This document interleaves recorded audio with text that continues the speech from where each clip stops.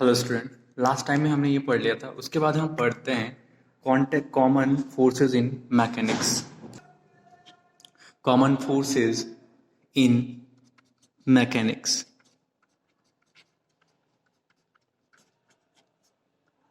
देखो, मैकेनिक्स क्या होती है? फिजिक्स की एक ऐसी ब्रांच जहाँ पे हम मैकेनिकल इंस्ट्रूमेंट्स के बारे में, मैकेनिकल फोर्सेस के बारे में क्या करते हैं, डिस्कस करते हैं। मैकेनिकल्स मीन्स जैसे कि आपके ऑटोमोबाइल्स हो गई, आपके व्हीकल हो गई, कार हो गया, ऑब्जेक्ट हो गया, कोई भी पार्टिकल्स हो गया, वो सारा आता है मैकेनिक्स में। कॉमन फोर्सेस में सबसे पहले हम बात करते हैं ग्रेविटेशन की बात।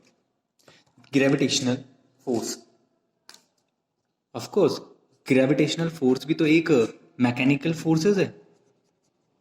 ग्रेविटेशनल फोर्स ये भी एक तरह का क्या है, एक मैकेनिकल फोर्स है, ग्रेविटेशनल फोर्स। अब देखो, ग्रेविटेशनल फोर्स एक मैकेनिकल फोर्स तो है ही, बट लेकिन ये कैसा है, कांटेक्ट फोर्स नहीं है। आप किसी भी डिस्टेंस पे ये फोर्स क्या लग सकता है, किसी भी ऑब्जेक्ट पे अप्लाई हो सकता है, और उसकी वजह से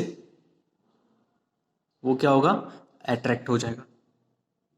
जैसे अर्थ सारी ऑब्जेक्ट्स को अपनी ओर क्या कर रही है, अट्रैक्ट कर रही है, तो वो सारा क्या है, ग्रेविटेशनल फोर्स है। तो भी एक तरह का ये क्या हो गया, ये भी एक मैकेनिकल फोर्स हो गया। ठीक है, gravitational force. So gravity also governs the motion of celestial bodies.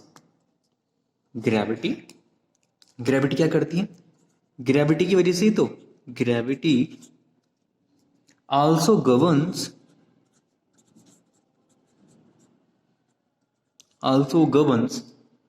the motion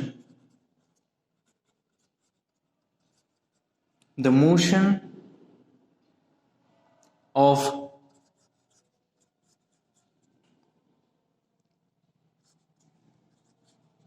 celestial bodies. अभी कैल्सियस बॉडी क्या होती है, जो भी मैंने कहा, जैसे कि आप स्पेस में बात कर लीजिए, एस्ट्रोनॉइट्स की बात कर लीजिए, और मेटेरॉइड्स की बात कर लीजिए, तो वो सारे क्या हैं आपके, वो कैल्सियल बॉडीज हैं। जैसे कुछ चट्टानों से, किसी रॉक्स से उनका फॉर्मेशन हो चुका हो, बनाओ, या फिर गैसेस, मॉलिक्यूल्स, गैसेस और रॉक सॉलिड मिल करके जो बना लेते हैं, वो होते हैं कैल्सियल बॉडीज। जैसे आपके सिलिका है ना, रॉक्स, ये सारे सिलिकेट रॉक्स, ये सारे आपके कैलेस्ट्रियल्स बॉडीज हैं। बट लेकिन ग्रेविटी यहाँ पे इन बॉडीज को क्या करती है, मोशन गवर्न्स करती है, क्योंकि कहीं दूर है और कोई बड़ा ऑब्जेक्ट उसको अपनी ओर क्या कर रहा है, अट्रैक्ट कर रहा है। तो ये तरह का क्या है, ये भी एक मैकेनिकल फोर्स है। बट ये क्या है, gravitational force can not act a distance without the need of any intervening medium. इसको किसी भी मीडियम की आवश्यकता नहीं होती, ये किसी भी मीडियम में वर्क कर सकता है। ओके, और जो अदर फोर्सेस हैं वो होते हैं जनरली कांटेक्ट फोर्सेस। फिर ग्रेविटेशनल फोर्स के बाद आता है हमारा कांटेक्ट फोर्स। जैसे आपका फ्रिक्शन हो गया, कांटेक्ट फोर्स। ठीक है, कांटेक्ट फोर्स। और कांटेक्ट फोर्स कैसे, कांटेक्ट फोर्स के नाम हम जनरली ये कह सकते हैं कि चाहे वो कोई भी बॉडी हो, सॉलिड हो, फ्लूइड हो, वो क्या है, अगर दो बॉडीज एक दूसरे के पास कांटेक्ट में आ जाती हैं तो वो उसके मोशन को इफेक्ट करती हैं। जैसे कि बुक है, ठीक है, और बुक पे कोई एक्सटर्नल फोर्स लगेगा, मीन्स कोई दूसरा फोर्स उसके कांटेक्ट में आएगा, तो या तो बुक की पोजीशन को चेंज कर सकता है, या अगर बुक को मूविंग में लेके आ सकता है। सेम एज कोई से भी व्हीकल हो गया, बुक हो गया। ठीक है, और तो क्या क्या हो सकते हैं, जैसे कि कांटेक्ट फोर्स के आने से a book resting on a table, a book resting on a table, a system of rigid body, हाँ, this is the important word, rigid bodies, system of reduced bodies connected by rods,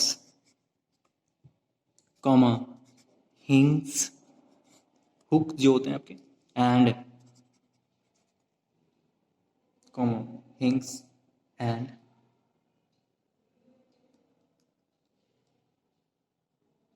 other type of support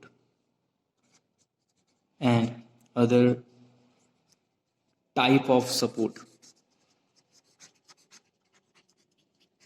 तो ये देखो, ये contact forces हैं कि दो bodies एक दूसरे के कांटेक्ट में हैं और फिर वो एक दूसरे को क्या कर रही हैं, या तो एक पे फोर्स लग रहा है या फोर्स को अपोज कर रहा है, ठीक है, force exerted and force opposite. तो ये सारे कैसे फोर्सेस हैं, कांटेक्ट फोर्सेस, किसी बॉडी पे लगता है। और ये जो कांटेक्ट फोर्स होता है, this is very important, there are mutual contact force, there are mutual contact forces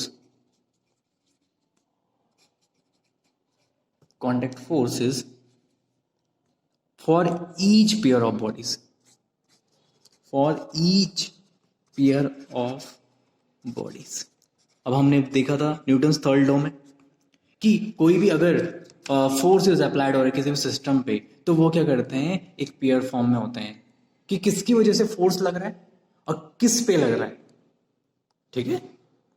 तो कांटेक्ट फोर्स जनरली कैसे होते हैं, म्यूचुअली कांटेक्ट फोर्सेस होते हैं जो for each pair of bodies, और सेटिस्फाइंग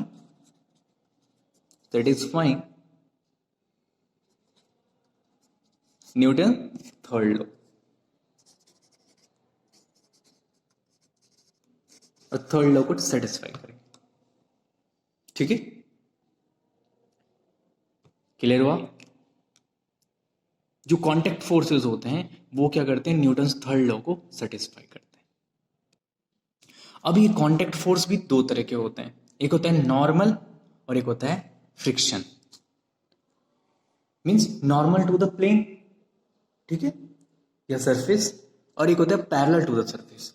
तो हम सबसे पहले बात कर रहे हैं the component of contact force normal to the surface, the component of contact force normal to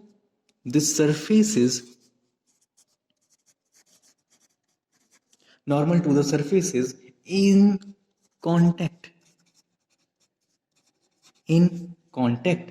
is called normal reaction, component of contact force normal to the surface means perpendicular to the surface होगा, तो उसे हम कहेंगे normal reaction, clear. and the component of contact force is parallel to the surface, and the component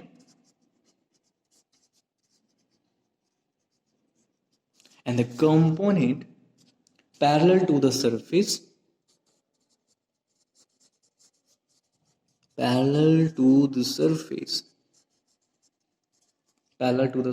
is in contact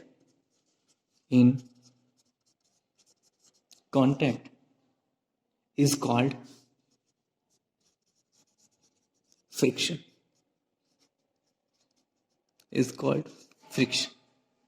clear, is called friction. और आप friction तो जानते ही हो कि एक बॉडी दूसरी बॉडी को क्या करती है, अपोज करती है। जैसे कि हम किसी भी बुक को या बॉल को किसी सरफेस पे क्या करते हैं, रोल कराते हैं, या फुटबॉल को हिट करते हैं, तो वो क्या हो जाएगी, आगे तक जाती है किक करने पे, और फिर थोड़ी देर बाद किसी डिस्टेंस तक ट्रेवल करने के बाद रुक जाती है। तो वो सब क्यों हो रहा है? फ्रिक्शन की वजह से। क्लियर है? तो फ्रिक्शन कैसा फोर्स है? The component parallel to the surface in contact is called friction. और नॉर्मल अगर कांटेक्ट होगा तो उसे बोलेंगे नॉर्मल रिएक्शन। अब ये तो हमने किसके अकॉर्डिंग देखा कि अगर सॉलिड सॉलिड एक दूसरे के कांटेक्ट में आ रहे हैं, बट लेकिन ऑल्सो जो कांटेक्ट फोर्स होते हैं वो सॉलिड और फ्लूइड अगर एक दूसरे के कांटेक्ट में आते हैं तो वहां पर भी आपका कांटेक्ट फोर्स अप्लाइड होते हैं, जिनका नाम कुछ और होता है। जैसे कि मैं क्या कहा मैंने पहले? कांटेक्ट फोर्सेस अराइज आल्सो,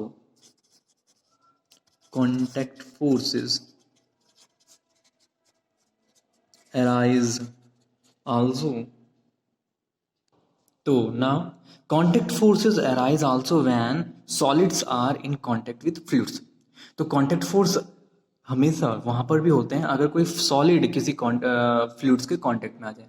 जैसे फॉर एग्जांपल अगर आप किसी सॉलिड मीन्स किसी मग को, जो मग होता है, और आप उसको किसी फ्लूइड मीन्स वाटर में क्या करो, डिप करो, ठीक है, इमर्ज करो, तो होगा क्या? वहां पर अगर आपसे हटाओगे फोर्स तो ग्रेविटी तो उसको अपनी ओर खींचेगी, बट लेकिन क्या होगा, एक ऊपर की ओर उसको फोर्स लगेगा, अब थ्रस्ट फोर्स या बियॉन्सी फोर्स जिसे हम बोलते हैं बियॉन्ड फोर्स, वो इसके इक्वल हो जाएगा। तो देखा, तो अगर वाटर के कांटेक्ट में आया सॉलिड तो वहां पर भी कांटेक्ट फोर्स हुआ, जो कि बियॉन्ड फोर्स के अकॉर्डिंग के नेम से जाना जाता है। तो हमारे पास इसी फिनोमेना में आगे जो आते हैं विस्कस फोर्स, फोर्स हो गया, एयर रेजिस्टेंस हो गया, etcetera are also example of contact forces. Clear है? विस्कस फोर्स और एयर रेजिस्टेंस। विस्कस फोर्स वही है कि अगर किसी स्पेरिकल बॉल को अगर आप डिप करते हो किसी वाटर में तो फिर वाटर उसको फिर क्या करते हैं, आप थ्रस्ट फोर्स लगाते हो उसके ऊपर। बट लेकिन कोई भी अगर सॉलिड मटेरियल है और उसको अगर आप वाटर में डिप करते हो तो वो एकदम उसकी स्पीड क्या हो जाती है, धीरे धीरे धीरे धीरे धीरे स्लो हो जाती है। अगर पहले जब वो वाटर में घिर रहा था तो वहां पर उसकी स्पीड ज़्यादा होगी, हाई होगी, लेकिन जैसे ही वो किसी भी वाटर के सरफेस में या वाटर में घिरेगा ऐसे, अगर ये वाटर है ऐसे, तो अगर ये सॉलिड बॉडी यहाँ अगर आएगी घिरेगी तो यहाँ पे आने पर इसकी जो स्पीड हो जाएगी यहाँ वो क्या हो जाएगी, स्लो हो जाएगी। मीन्स ये लेयर्स उसको उस पर एक फोर्स लगाएंगी ऊपर की ओर, और देखोगा आराम से धीरे से ये यहाँ गिर जाएगी आफ्टर कुछ टाइम के बाद, धीरे से। समझ रहे हो? तो ये कौन सा फोर्स लगता है लेयर्स में, फ्लूइड्स में, उसको बोलते हैं विस्कस फोर्स। और एयर रेजिस्टेंस आपने देखा होगा पैरासूट से जब लैंडिंग करते हैं पैरासूट से तो आप धीरे से स्लोली ग्राउंड में लैंड कर पाते हैं पैरासूट के अकॉर्डिंग, बट उसके पीछे भी रीजन क्या है, वही है आपका विस्कस फोर्स। क्लियर है?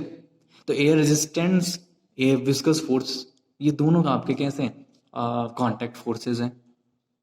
ओके, क्योंकि हमारे पास जो एयर होती है हमारे अराउंड जितने भी इन्वायरमेंट में, वो एयर भी हम पे क्या करती है, एक फोर्स लगाती है, बिकॉज हम उसके क्या आते हैं, कांटेक्ट में आते हैं। तो there are many type of contact forces in everyday life. और एक दूसरा तरीके का फोर्स है कुछ और, वो है two other common forces are two TWO2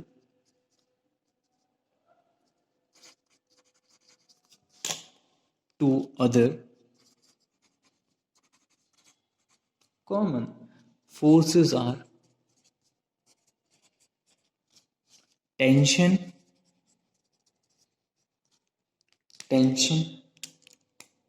in a string,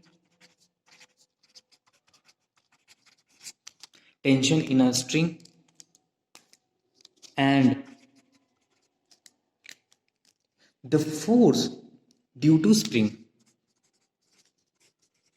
the force due to spring।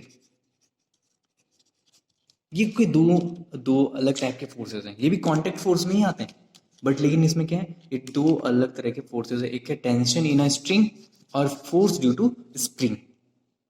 String को पहले भी हम एक अभी देख चुके हैं, कुछ क्वेश्चंस भी कर चुके हैं। तो उस इन दो तरह के अलग अलग फोर्सेस की बात करते हैं। तो सबसे पहले हम बात कर रहे हैं force due to a spring. Force due to a spring.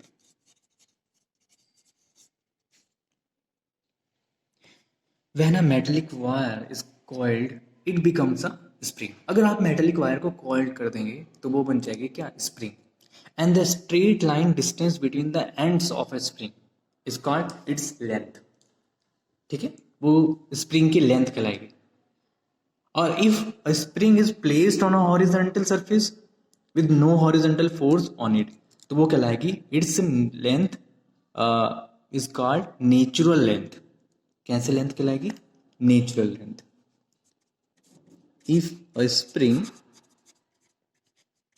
if a spring is placed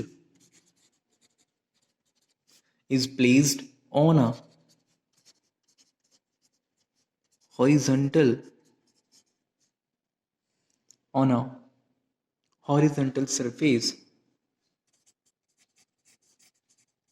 horizontal surface with no horizontal force on it, with no horizontal force on it,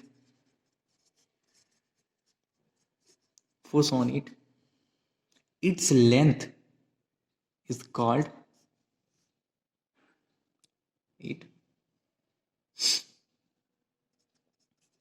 its length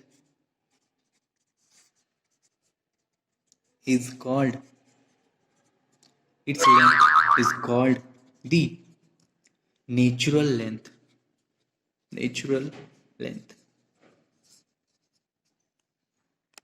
Its length is called natural length. तो उसकी natural length कहलाती है। और इस आप जानते हो spring को अगर हम क्या कर सकते हैं? कंप्रेस कर सकते हैं या एक्सटेंड कर सकते हैं बाय एक्सटर्नल फोर्स। ठीक है, और जब इसके अंदर कोई एक्सटर्नल फोर्स लगाया जाता है तो फिर अगर एक्सटर्नल फोर्स हटा देंगे तो इसमें फिर एक रीस्टोरिंग फोर्स जनरेट हो जाता है। क्या जनरेट हो जाते हैं? Restoring force.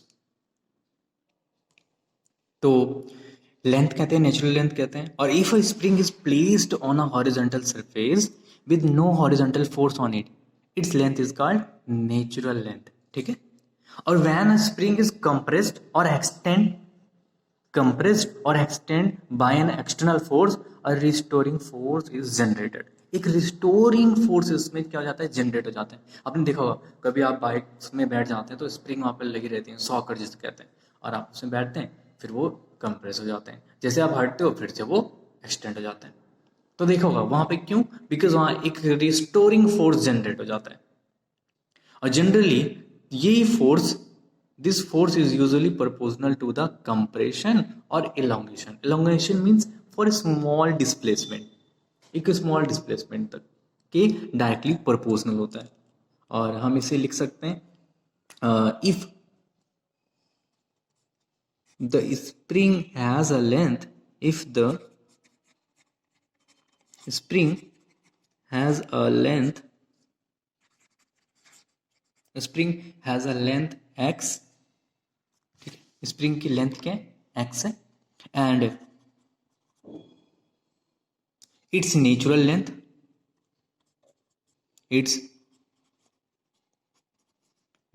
Length x naught, the magnitude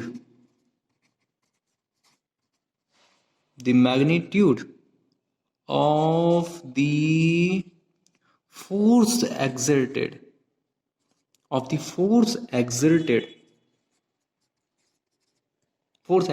by it will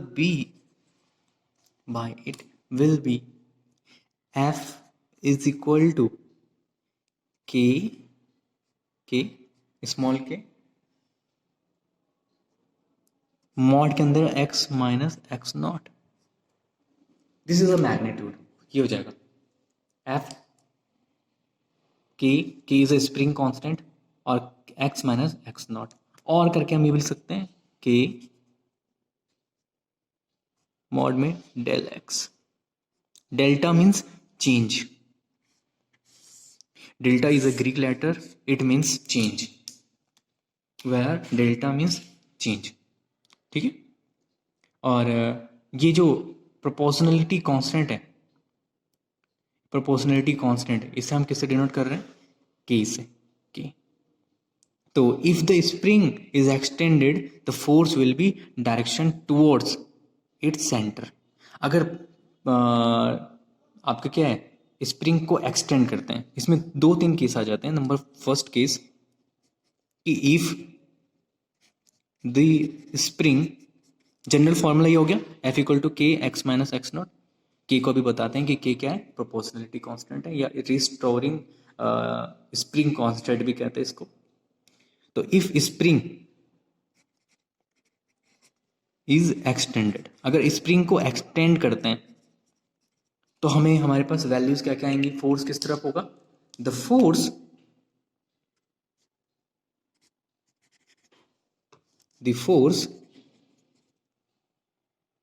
तो फर्स्ट केस क्या है? If the spring is extended the force will be directed towards the its centre. तो फोर्स सेंटर की तरफ लगेगा. अगर आप स्प्रिंग को क्या करेंगे, एक्सटेंड करते हैं, तो आप उसे छोड़ दोगे अब एक्शनल फोर्स को, तो क्या हो जाएगा? स्प्रिंग सेंटर की तरफ आ जाएगी. रिस्टोरिंग फोर्स कहाँ हो जाएगा? सेंटर की तरफ. ये कौन सा फोर्स है? This is restore